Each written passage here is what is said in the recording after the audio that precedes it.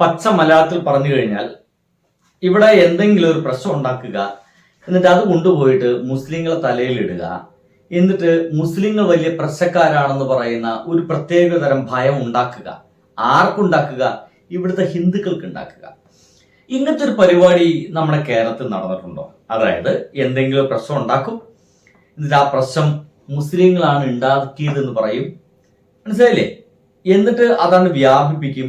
എന്നിട്ട് മുസ്ലിങ്ങൾ ഭയപ്പെടേണ്ടവരാണ് ഒരു തരത്തിലുള്ള ഒരു ബോധം ഉണ്ടാക്കുക.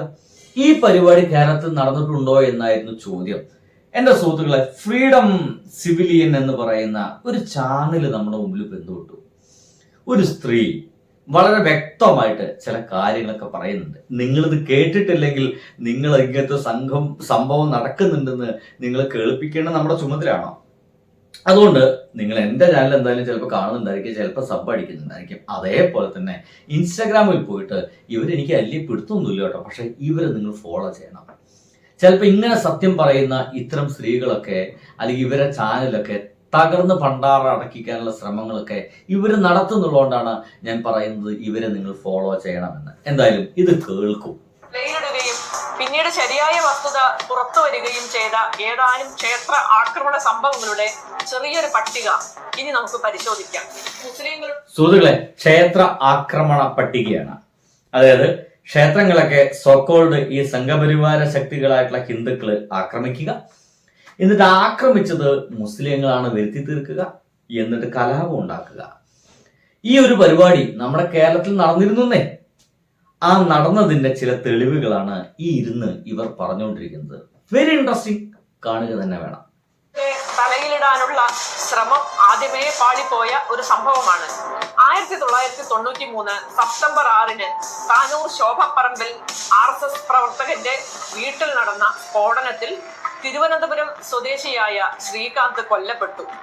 ശ്രീകൃഷ്ണ ജയന്തി ഘോഷയാത്രയിലേക്ക് നേരെ എറിയാനുള്ള ബോംബ് നിർമ്മിക്കുന്നതിനിടെയാണ് സ്ഫോടനം നടന്നതെന്ന് പരിക്കുപറ്റി ആശുപത്രിയിൽ പ്രവേശിപ്പിക്കപ്പെട്ട ശ്രീകാന്ത് മരണത്തിന് മുന്നായി പോലീസിന് മൊഴി നൽകി.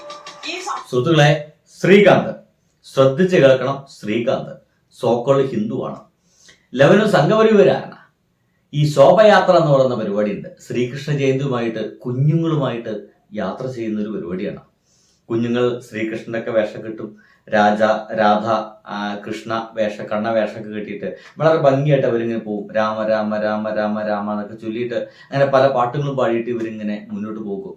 അങ്ങനത്തെ ഒരു പരിപാടിക്ക് അങ്ങനെ പോകുന്ന കുഞ്ഞുങ്ങളുടെ ഇടയിലേക്ക് ബോംബ് എറിഞ്ഞ് പൊട്ടിക്കാൻ വേണ്ടി ബോംബ് നിർമ്മിക്കുന്നതില് ആ ബോംബ് പൊട്ടി പരിക്കപ്പെട്ടി ഹോസ്പിറ്റലിൽ കിടന്നത് എൻ്റെ പൊന്നു സുഹൃത്തുക്കളെ ഏതെങ്കിലും മുസ്ലിം അല്ല, ഒരു ഹിന്ദു തന്നെയാണ്. അപ്പൊ എന്ത് വിശ്വസിച്ച് ഇറങ്ങുന്ന ആലോചിച്ച് നോക്കി. അവര് തന്നെ പ്രോഗ്രാം കൊണ്ടുപോവുക, അവരെന്നിലേക്ക് ബോംബ് ഇടുക, എന്നിട്ട് അപ്പൊ സ്വാഭാവികമായിട്ടും ഒരു ശോഭയാത്രയിലേക്ക് മനസ്സിലാക്കണേ, സ്വാഭാവികമായിട്ടും ഹിന്ദുക്കൾ ആഘോഷമായിട്ടുള്ള ആ ഒരു ശോഭയാത്രയിലേക്ക് ഒരു ബോംബ് വന്ന് വീഴുമ്പോൾ ഹിന്ദുക്കൾ അത് ചെയ്യില്ലല്ലോ എന്നല്ലേ ആദ്യം നമ്മൾ ചിന്തിക്കുക. അതെന്തായാലും ഏതെങ്കിലും മുസ്ലിങ്ങളാ ചെയ്ത് എന്നും കൂടി പറയും. മിക്കവാറും അത് വല്ല പള്ളിയുടെ മുമ്പിൽ വെച്ചിട്ടായിരിക്കും ഇത്തരം പ്രവർത്തനം നടക്കുക. അപ്പൊ സ്വാഭാവികമായിട്ടും ആ പള്ളിയുടെ അപ്പുറത്തുള്ള ആളുകളൊക്കെ നമ്മൾ സംശയിക്കും, അതൊരു ഗംഭീര കലാപത്തിലേക്ക് വഴിതിരിക്കും. ഒന്ന് ആലോചിച്ച് നോക്കി, എന്തൊരു ക്രൂര മനസ്ഥിതിയോട് കൂടിയിട്ടാണ് ഇവരൊക്കെ ഇതിൽ ഏർപ്പെട്ടിരുന്നെന്നാണ് ഇവർ പറയുന്നത്. സംഭവത്തെ കുറിച്ച് അന്നത്തെ മലപ്പുറം പോലീസ് സൂപ്രണ്ട് ഉമ്മൻ കോശി പ്രതികരിച്ചത് മലപ്പുറത്തെ ദൈവം രക്ഷിച്ചു എന്നാണ്. ഈ പ്രസ്താവന ഏറെ പ്രശസ്തമാണ്. അടിപൊളി.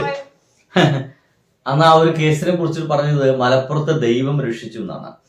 ഇതേപോലെ പണ്ടൊരു സംഭവം ഉണ്ടായിട്ടുണ്ട്, വളരെ പണ്ടാണ്. നമുക്ക് സ്വാതന്ത്ര്യം കിട്ടി അധികം നാളുകൾ കഴിയുന്നതിന് മുമ്പാണ് ഗാന്ധിജി കൊല ചെയ്യപ്പെടുന്നത്. ആരാ കൊന്നത് നിങ്ങൾക്ക് അറിയാലോ? നാഥുറാം വിനായക് ഗോഡ്സെ എന്ന് പറയുന്ന സംഘപരിവാരകാരൻ. എന്തായാലും ആ നാഥുറാം വിനായക് ഗോഡ്സെ ആണ് ഇത് ചെയ്തതെന്ന് അറിയുന്നതിന് മുമ്പ് തന്നെ നെഹ്റു എന്ന് പറയുന്ന നമ്മുടെ അന്നത്തെ ഇന്ത്യൻ പ്രധാനമന്ത്രി ചോദിച്ചത് ഗാന്ധിജിയെ ആരാണ് കൊന്നതെന്നാണ്. അപ്പോൾ അവര് ആരോ പേര് പറഞ്ഞു, വീണ്ടും ചോദിച്ചു അത്രേ അതൊരു ഹിന്ദുവാണോ മുസ്ലിമാണോ? വന്ന ആള് പറഞ്ഞു അത്രേ അതൊരു ഹിന്ദുവാണ്. അന്ന് ആ വാക്ക് കേട്ട സമയത്ത് നെഹ്റുജി പറഞ്ഞത് ഭാഗ്യം എന്നാണ്. എന്തുകൊണ്ടാണോ ഭാഗ്യം എന്ന് പറഞ്ഞത്? അതെങ്ങാൻ ആ കൊല ചെയ്യാൻ വേണ്ടി ഇറങ്ങിത്തിരിച്ച മനുഷ്യൻ എങ്ങാനും ഒരു മുസ്ലിം നാമധാരിയായിരുന്നെങ്കിൽ ഇന്ത്യ അന്ന് നിന്ന് കത്തുമായിരുന്നു എന്നർത്ഥം. അതിഭീകരമായിട്ടുള്ള ഒരു അവസ്ഥയിലേക്ക് അപ്പോഴേ രാജ്യം ഇങ്ങനെ കൊടുമ്പിരി കൊണ്ടുകൊണ്ടിരിക്കുന്ന ഒരവസ്ഥയിലാണ് ഇതൊക്കെ നടക്കുന്നത് എന്നുള്ളതാണ്.